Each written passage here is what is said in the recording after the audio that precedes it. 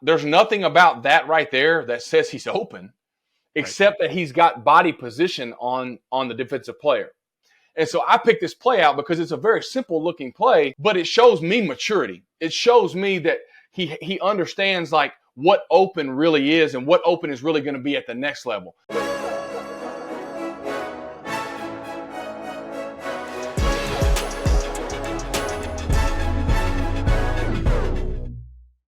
Welcome to Scheme. I'm Josh Norris. That is Josh McCown. Next on the list for our quarterback quick looks, it is Ohio State's CJ Stroud. And the game you picked, Mr. McCown, his last at the college level against Georgia. 348 passing yards, 4 touchdowns against an absolutely loaded back-to-back national champion Georgia Bulldog defense. Much like last week when we looked at Bryce Young against LSU, you want to look at a team that's a formidable opponent and no one better than the Georgia Bulldogs. And, man, it was a fun tape to watch because he made all kinds of plays. You see all the throws that you want to see, and you see him moving the football against the best. And I think, you know, when scouts, when we get into the spring and they're doing their due diligence looking at CJ Stroud, this tape is gonna be one that factors in to where they end up finally slotting him because I think you want to see guys play and make throws against pro corners and pro safeties and move against pro D linemen. And this Georgia defense is loaded with those kind of players. So it's a great tape. It's really fun to watch. I'm really impressed with CJ Stroud and where he's headed. He's very well coached, and I think the future's bright for him. It's not as simple as when you're facing Georgia, our guys are better than your guys offensively versus defense. So it has to, have some pro concepts, some pro plays be thrown in there. And CJ Stroud puts a lot out there in this game. We're going to go through, his mature plays out of the pocket, his movement and playmaking, how he can handle pressure against his looks defensively. This is a 2-year starter who's had some awesome wide receivers attached to him since he's taken over for Justin Fields. But we start this episode differently than any other with a 2-minute drill. 1:44 left on the clock just before the end of the first half, down 21-24 on his own 25-yard line. So Josh McCown, talk us through this one. What he's seeing even from the jump before even taking the field. What's his mindset here?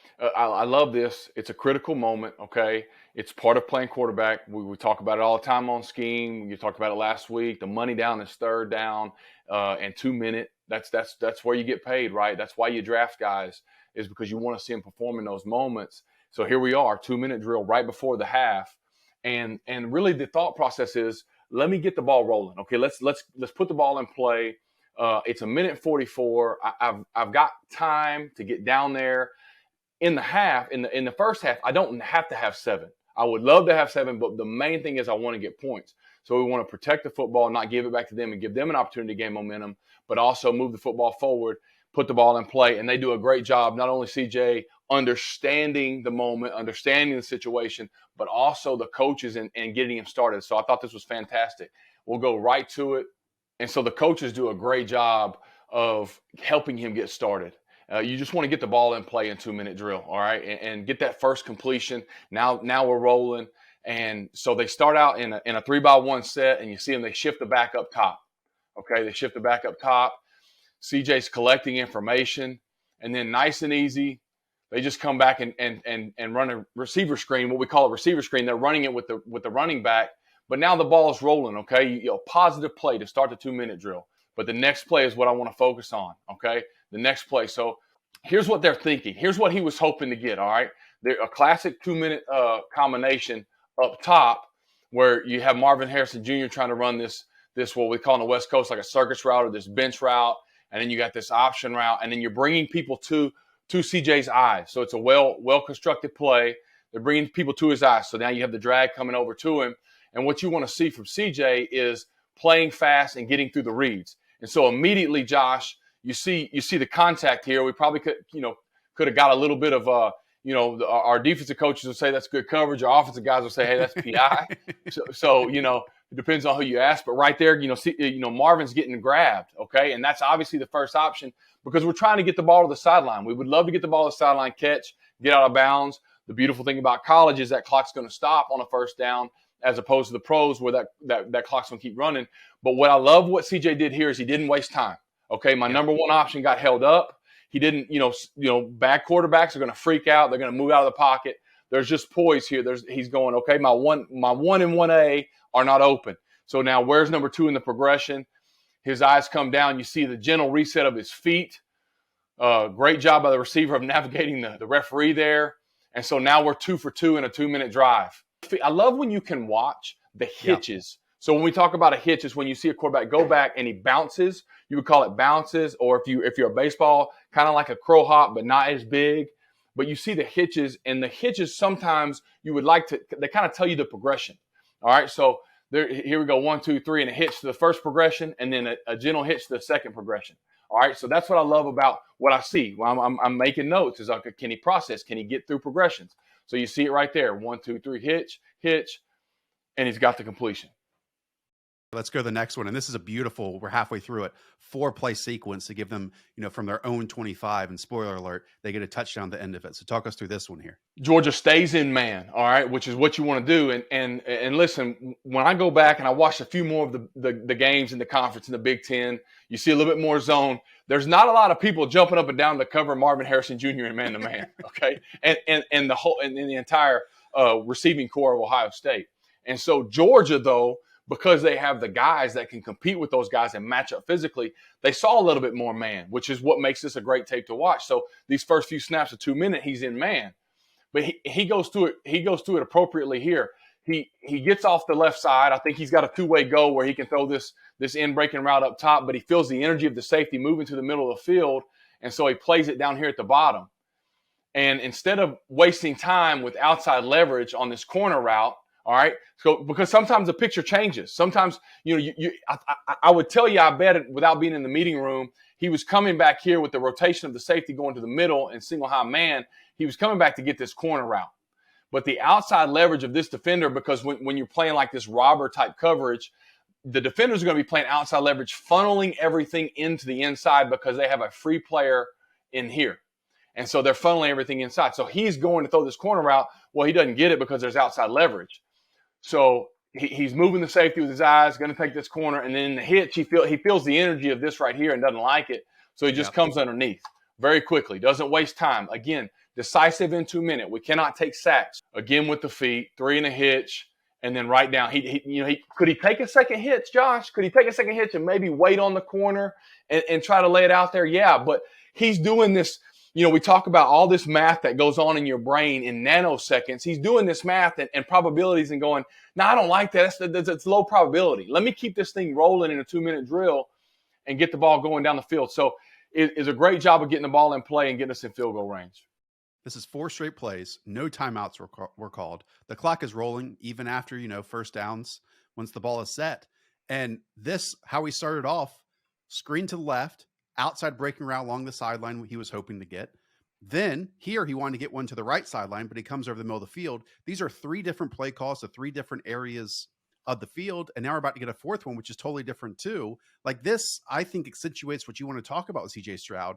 That's distributor with like a capital D, right? Where this is like where he is absolutely in his comfort zone of knowing exactly where to go with the football in the rhythm of this 2-minute drill where a lot of other people might panic. He absolutely does not. No, and you said it, distributor. And we love to do comps, especially when we project them in the draft, and especially the draft gurus like yourself. Okay.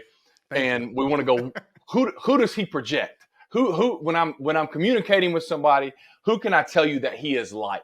So that it'll quickly get you in that mindset of where I think he is as a player. So physically, without doing the deep dive of who he is as a person and talking to his coaches and getting to know really CJ Stroud all the way around. Physically, as I watch him, I think his skill set is very similar to Joe Burrow.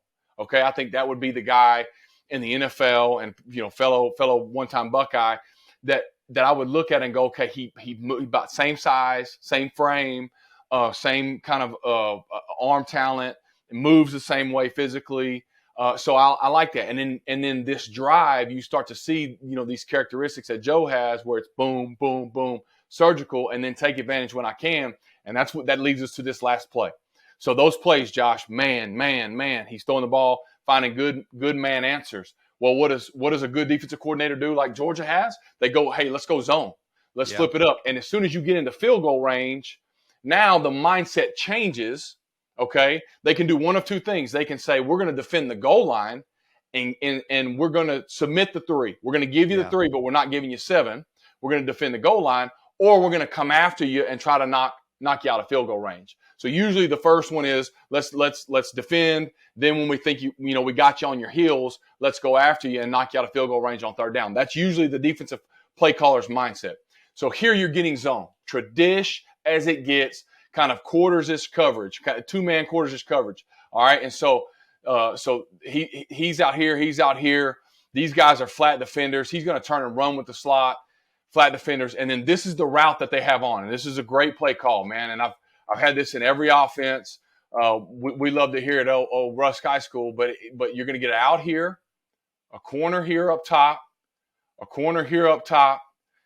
or down at the bottom, and then an out route. So you're spreading the field.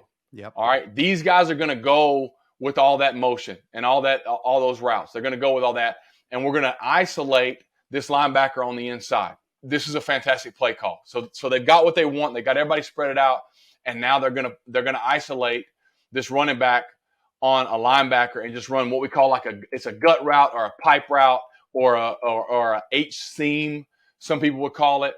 And so you've got everybody widened out, and there's nobody in the middle.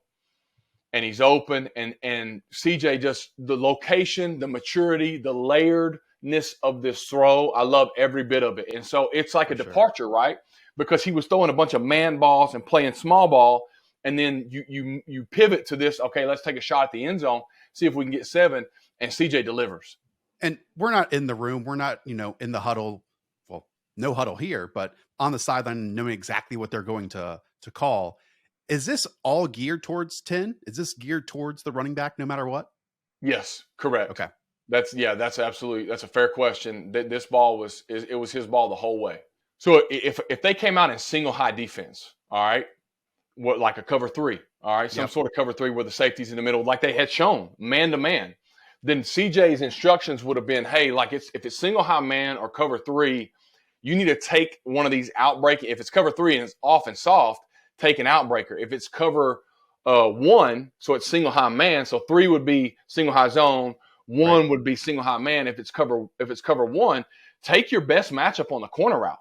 But the running back is now dead, and in some offenses I've played in, and all you play callers out there and you guys that are designing offense, some offenses I've played in, the quarterback just stands there and simply looks at the running back and says, kill it.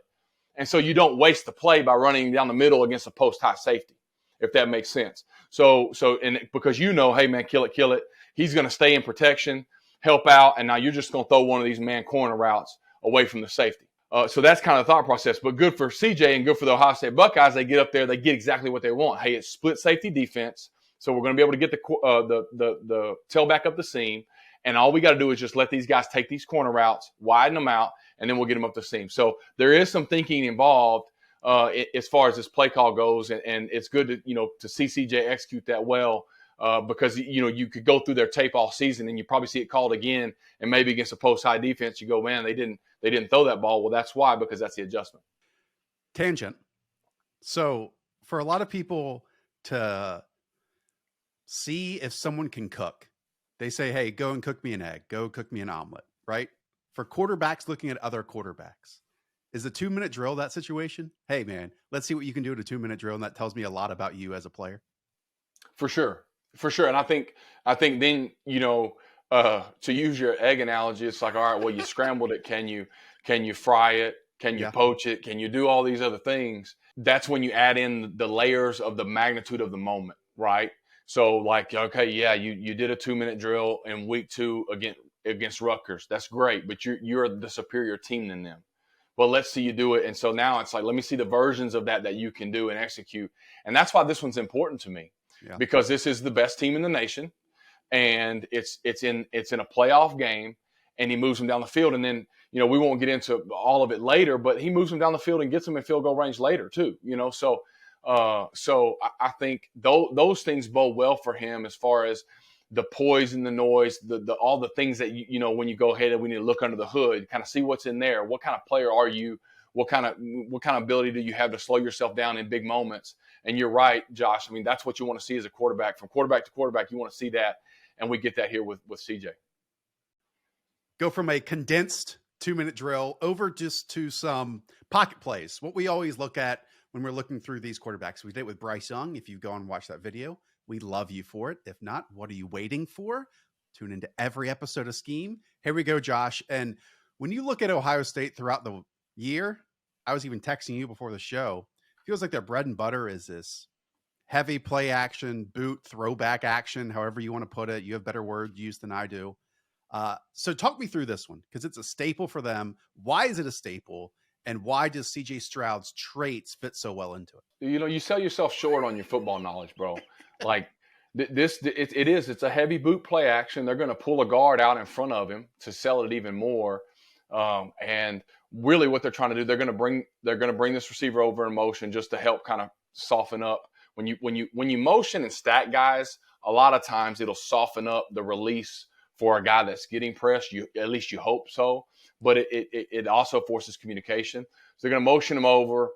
This guard is going to pull out and kind of seal the edge, okay? This guard is going to pull out and kind of seal the edge. So the action is going to go here, but then CJ is going to get back over here. And you talk about this kind of heavy boot play action game, and then they're throwing balls back, and they're throwing these deep shots. And you do that when you have a quarterback who has the arm strength to get that done.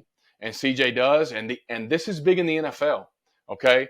And so what they're going to do, they're bringing him over in motion.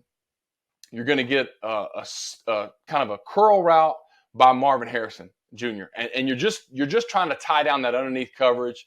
They're going to soften this coverage up over here and then bring him across on a deep kind of cross route. You'd love it on quarters. And you can get it on single high man. I would say this is not the premier look to get this. But what I love is towards the end of this play, the way that CJ flattens him with this ball. I love what he does with the football. So there's your heavy boot play action that we talked about. He's pulling up just right before the hash. That's always the coaching point. Just pull up right there before the hash. So I got kind of my personal protector pulling out there with me. And so all we've done offensively is we've just moved the pocket over. And so against good pass rushing teams like Georgia, it's a great idea to move that pocket every now and then, because you want that defensive line coming off the ball and going, where is it now? They're hitting and looking, and they're going, where is it now? Where's the ball now? And if we went through every single play of this game, you would see Ohio State do a fantastic job of moving CJ around. Again, that's a plus mark in the CJ Stroud column, because as an NFL evaluator, I can do these things with him. So when I play a superior defensive line, I can move him around and still move the football. So that's a plus mark for him. So he's going to get outside, set up. We've moved the pocket a little bit, reestablish the pocket, and then I'm tying down with the curl route. So I've tied down this corner. So now the space over here for the ball is right there. All right. Now, if this was, let me back up. If this was quarters coverage, let's say this safety here was down here and it was quarters coverage and he doubled Marvin Harrison. Now this ball would go high pylon. It would go to that high far pylon, and this would be, the Pat Mahomes, Josh Allen, throw this thing down the field. All right.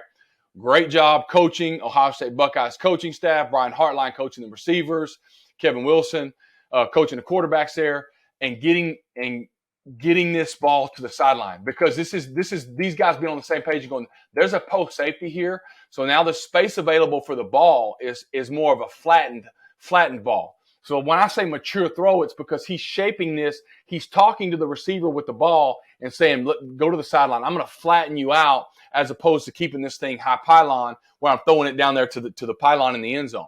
So I love everything about this throw, because it's maturity, it's mindset, it's mentality, and then it's a physical giftedness of the arm to be able to have the strength to drive that ball across the field, because this is the ball goes downfield, but it also goes across the field. Some people say, well, he didn't get it there. No. He threw that ball exactly where he wanted it.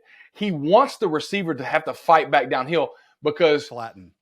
This guy's already dead in the play. We're good. We got him beat. Who we're throwing away from is the safety. So he doesn't want to throw it way down here so the safety can be over the top of it. So he's going to throw him away from the safety. So I love the maturity of this throw. And Josh, this is a longer throw at the college level than it is at the NFL level. The hashes are even wider. No doubt. That's what I'm saying. Like your boy ain't making this one. You know what I'm saying? As I would say all the time when we would have them in the game plan, I'd tell the guys, I'm gonna throw this thing about 2:00 Saturday and hope it gets there Sunday at 2. So one day, so Josh, I got to throw we're this gonna thing have early to get it there. One day we're gonna have a Sam Houston State episode. One day. One day, yeah. I think that footage would be very grainy. I'm anticipating the footage to be very grainy. I don't know if we could make out anything on that tape.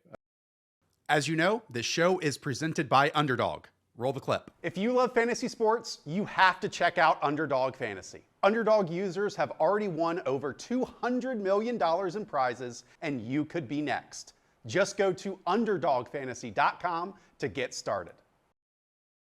Josh, staying in that vein of just mature throws, sometimes you can see very simple throws, and if you don't know what you're looking for, maybe you take it for granted.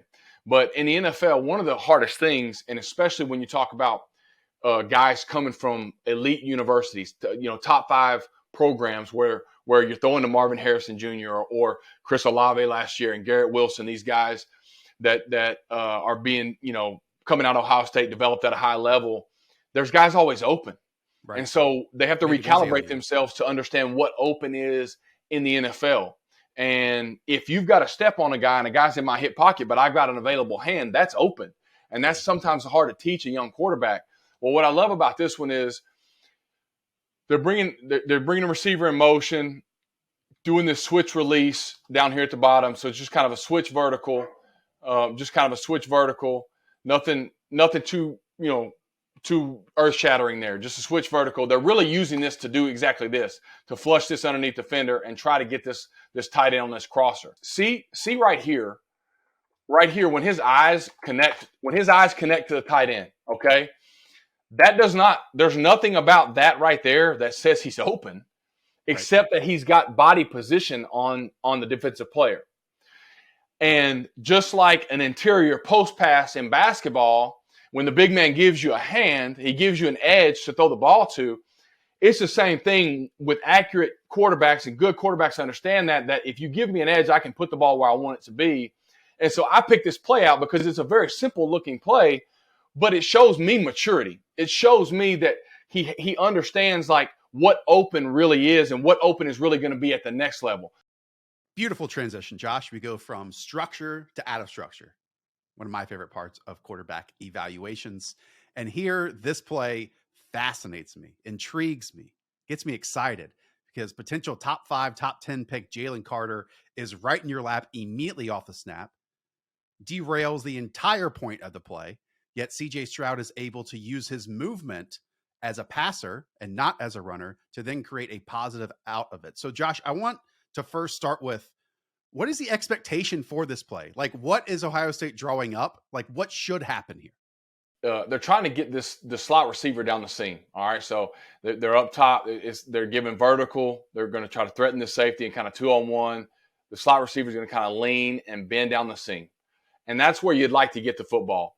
And then this tight end is going to kind of have a delay, and he's going to come across. And I would tell you that the progression, in my opinion, just guessing here, not without being in the room, is 1 down to 2, okay? And as we watch the play unfold, it's going to be there if the pocket is good, right? Right. They motion him down inside just to kind of get a coverage indicator for CJ, and I think he loves everything that he's getting right here. They're spot on with the play call. You see the lean up top.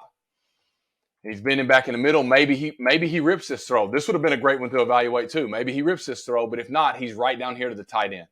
So and these are the ones as a play caller that drive you mad because you're going, I did my job. I got guys open, and they didn't hit because of protection breakdown or something happens. And most quarterbacks, the average guys, they take a sack here, okay, or they're outside the pocket and they throw the ball away. And this game is so hard. It's hard to call the right plays.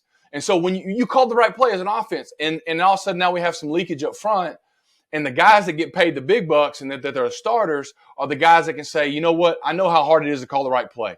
But even when you do, coach, but it breaks down, I got your back. I'm going to take care of you in a number of ways. I'm going to protect the football, all this stuff. But in CJ's case here, he makes a play. Yeah. And so fellow future first-round pick Jalen Carter breaks through, wins very quickly there. Quick. I mean, that's immediate. You said some leakage up front. This is a dam breaking, you know? Yeah, there's no doubt. There's no doubt. So he breaks through quickly. And CJ's eyes are up. They're up making the read, right? They're up. So he's feeling that. And it's hard not to feel that guy because he's a big old defensive lineman. He's going to be a first-round pick. He's the best in the country. He feels that, and then he eludes it. Once he makes that move, he gathers himself again with two hands and puts the ball on the sideline. So I loved every bit of that because he saved the play. They had what they wanted. So you went from like, we have what we want, oh no, we're going to get sacked, to oh no, we're still going to get what we want because we're getting a first down. He's keeping the play caller on schedule. You know, the only thing as I've watched the tape that worries me a little bit sometimes, he'll pat the ball, and that's not bad. We see a lot of really good quarterbacks pat the ball. But the only thing about patting the ball is that you break your hands when you leave, and that worries me right here. He breaks his hands when he leaves, and that's a concern. Okay, you know, hand size. Can you hang on to the football when he gets congested in that pocket? But I love that he gets right back to two hands right there, and then gets the ball out on the sideline. I mean, that decision is immediate, Josh. Like, I don't know if this is a hot or anything, but how he wins in a phone booth, foot in the dirt, bang, and I'm getting a right out to this comeback along the sideline. This is a special play. Yes, absolutely, because I would think that his mindset was probably like, oh no, I'm in trouble. Let me just throw the ball away. But instead of just going there, it's this split second of, oh, there's a guy on the sideline, so I can make now I can kind of throw the ball away, but it's a protected throw. I can throw this ball to the sideline. If we catch it, great. If it hits the grass, great, because I've already won because I didn't take a 10-yard loss on a sack. We talk about movement and athleticism, and oftentimes, like with his predecessor in Justin Fields, that goes on, we've broken down on scheme, to be massive gains in the running game. But his career 11.5% pressure to sack conversion rate is basically half of what Justin Fields had at Ohio State at 23.6%. So, you know, that's according to PFF. CJ Stroud is fantastic at not allowing these pressures to convert into sacks. And that is huge once you get to the NFL level, because again, mitigates a negative play, shoves it to the side, and even in this case, creates a positive out of it. No doubt. How do you win? How do you win? You can win multiple ways. He's not as fast as Justin. Okay, so he's not. It wouldn't be fair to, you know. It's an easy Ohio State, you know, kind of. It's not. They're not the same guy. He's a different athlete. Justin is. We've said it already. Like Justin's. He's a high level elite. We did that scheme earlier. Go back and look at that. He's a freak of an athlete now. He's in a different stratosphere. But CJ can run and he can move. And there's no doubt he's got some athleticism to him. Like it's not a slight to him. But how do you do that? And I think we see it a myriad of ways with him as far as he does it with his mind. He does it with his arm. He moves subtly. You know, we've heard for years talk about Tom Brady. The guys will say he's the most mobile quarterback in the NFL because of his subtle pocket movements that buy him a split second to get the ball out. This is what I like about this play. And you're exactly right, Josh. It's very beneficial versus pressure. And you put defensive coordinators on notice when you have those kind of numbers of, hey, man, you can pressure me if you want, but I'm going to hurt you. What avoiding this sack does 2 plays later allows him to again avoid disruption and then hit a touchdown. So it continues this drive, which ultimately leads to 7 points for this team. This is more leakage, okay, up front. All right. But you know, at any rate, they're running the smash concept down here at the bottom of your corner and your underneath route and bringing guys over to it. And so you'd like to progress through it. I think they did a good job in the coverage aspect of kind of switching things up down here at the bottom, kind of switching things up. And so maybe that threw CJ off a little bit.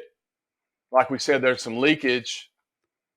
But it's phone booth athleticism again, right? Yeah, again, yes, no doubt. And strength. You see the strength. He's trying to be pulled down.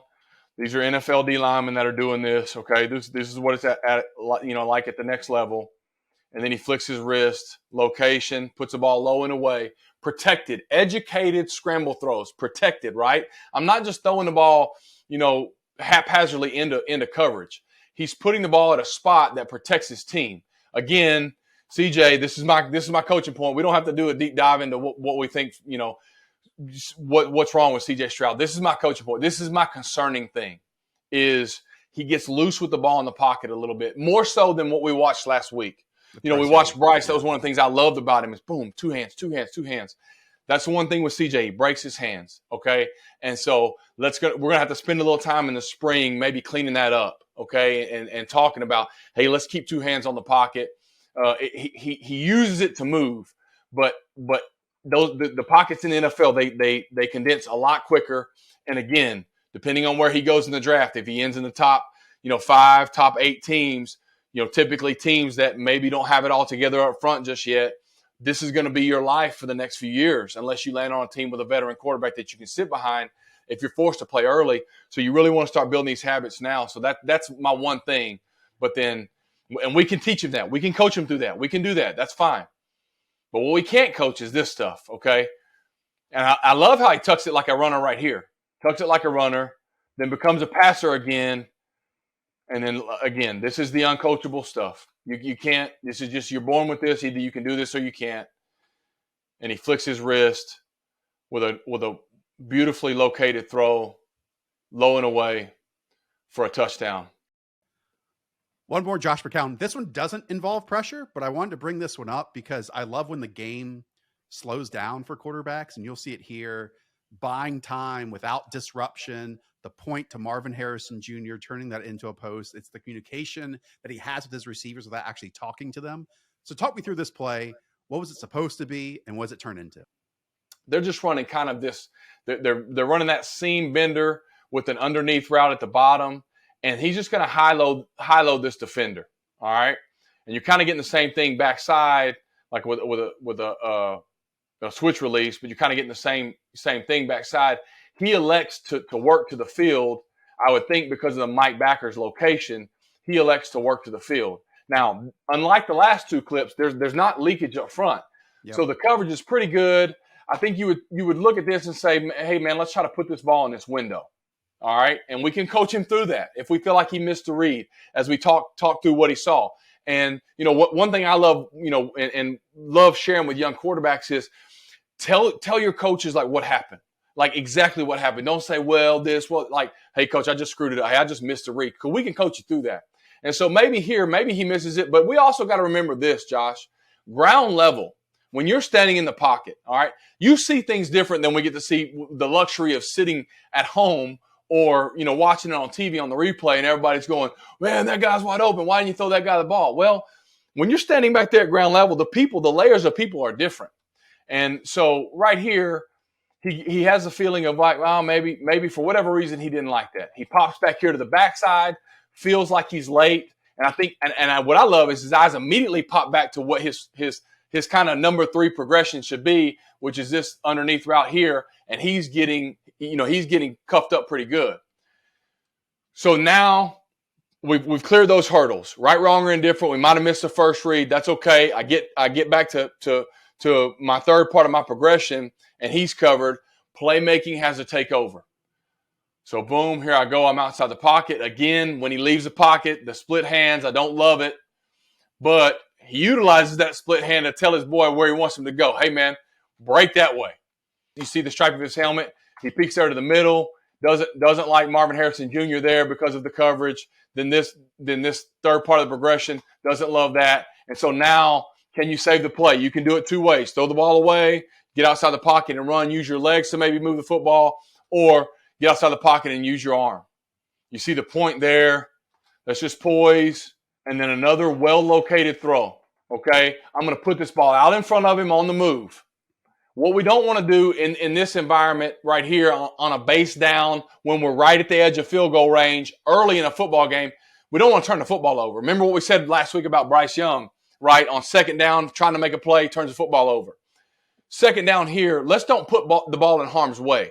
So let's lead this ball out in front of him. If he runs under it and gets it, great. Touchdown Buckeyes. If he doesn't, it hits the grass, at a minimum, we're 3rd and 7 with a chance to continue to move the football into field goal range. It's plays like this that get you excited about him because I think his sweet spot is going to be like we started the show. It's going to be in the pocket, operating. I see him as a Joe Burrow. Boom, boom, operating. But then this dynamic, when you get in the low red in the NFL, you get in the low red zone, you got to have somebody that can move outside the pocket and make plays. The field's too tight.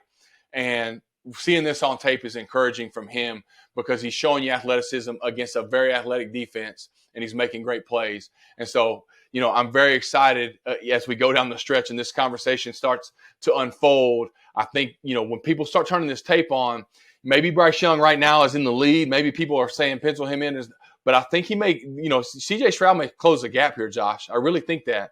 And, there's things to get excited about. And when people start looking further and further into, last year, this year, and putting this thing together cumulatively, I think you'll see him right up there, right beside Bryce Young.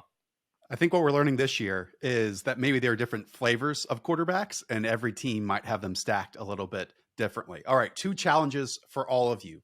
Number 1, and this one's easy. It's free. Hit that subscribe button down below. Heck, even hit the notification bell so you know when Scheme is live on the channel, Underdog Fantasy, that it's also on your phone, your tablet, your computer screen, wherever. And then number 2, we've gone through Bryce Young, quick look. We've gone through now a CJ Stroud, quick look. Who is next with these quarterbacks? Will Levis, Anthony Richardson, heck, Stetson Bennett. Stetson Bennett, the national champion. Let us know in the comments down below. Josh reads them every single week. Text me about them all the time.